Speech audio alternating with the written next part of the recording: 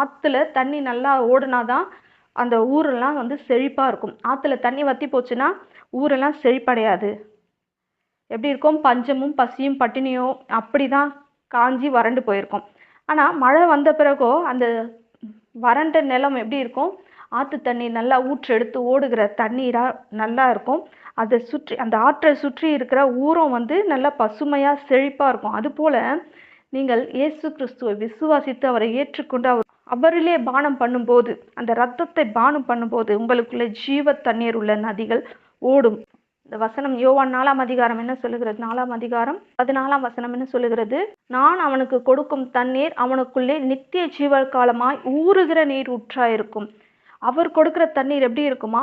ஊறுகிற நீரூற்றா இருக்குமா? நீரூற்றுனா என்ன சொல்றது? அந்த தண்ணி வந்து ஊறிட்டே இருக்கும். அந்த இடத்துல வற்றி போகவே போகாது இல்லையா? காஞ்சி போகாது, வறண்டு போகாது.